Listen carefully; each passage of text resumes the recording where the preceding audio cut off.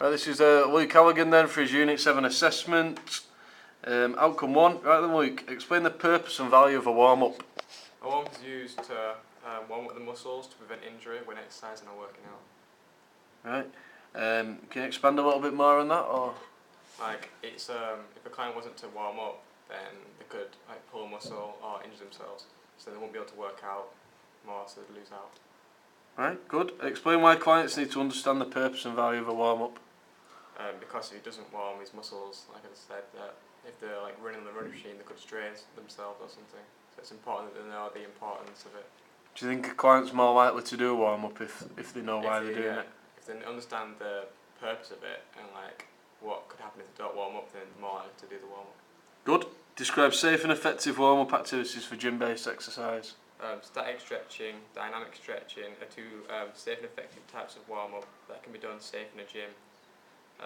And the light jog is also good to increase heart rate. Which other sort of pulse raiser activities might you be doing? Rowing machine or bike, just on light, just to warm, just to increase the heart rate. Good. Explain the importance of fitness advice and how to offer it in gym-based physical activity. It's important to give fitness advice to a client in case they are unsure of any exercise or unsure of the methods of working out a certain body part. How might you give a client advice after a session?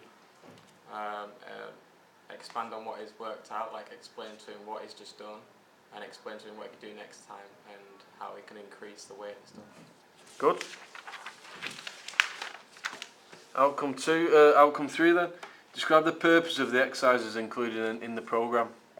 The purpose of a gym programme is to provide a routine to the client to give them a more effective workout and to be able to work out on what they have already done. To be able to build on what they've already done. Good. And to keep track of what they've worked out as well, it's good. Describe a range of exercises that are safe and appropriate for clients. Well, if they've got a disability, instead of putting them on the running machine, you'd put them on the hand bike. Or if they've got an injury, you'd work out a routine around their injury. Good.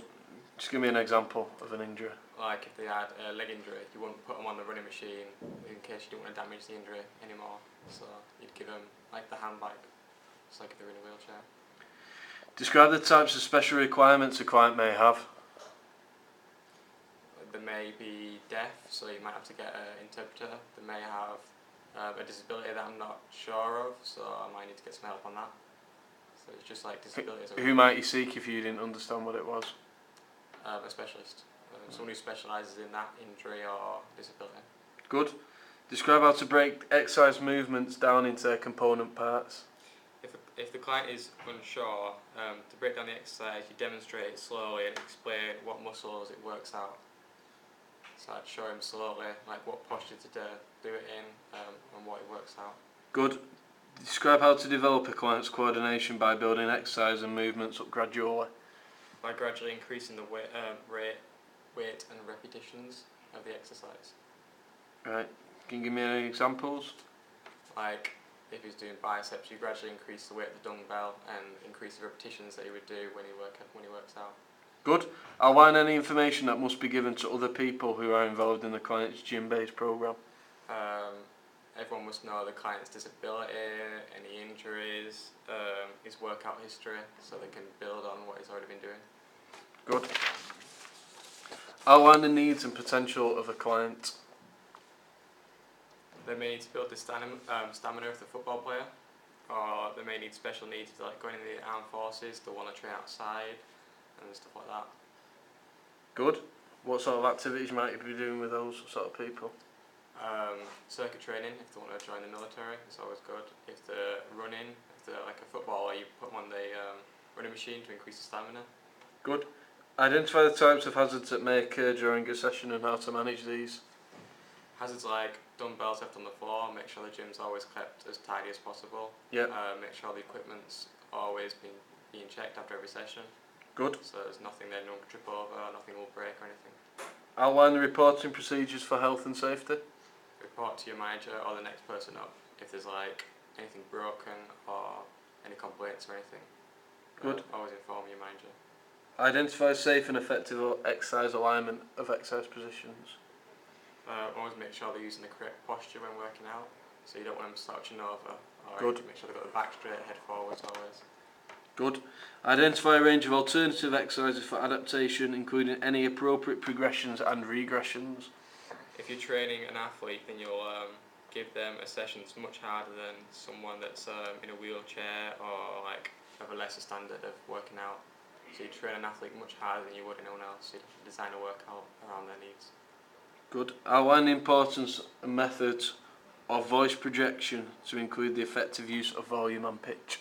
If you're training a client, you want to speak clearly so they can understand you, and speak in a motivating tone to give them the motivation to push themselves to achieve more out of the workout. Good. Explain the outcome 7 then. Explain the purpose and value of a cool down. A cool down is to get the heart rate back down to its normal rate. So like a light jog's good because it lowers the heart rate from working out to what it normally is. And it also stretching is good as well, so you give your muscles time to cool down as well. So you could pull a muscle just as easily. Explain why clients need to understand purpose and value of a cool down. So why is it important they know why they're doing a cool down? So they understand that they're slowing the heart rate down, preventing injury by stretching and stuff. And just if they don't do that, then they could injure themselves even after working out, even if they stretched beforehand. Good. Describe safe and effective cool down activities for gym-based exercise. Light jog, bike, row machine, stretching as well is also good.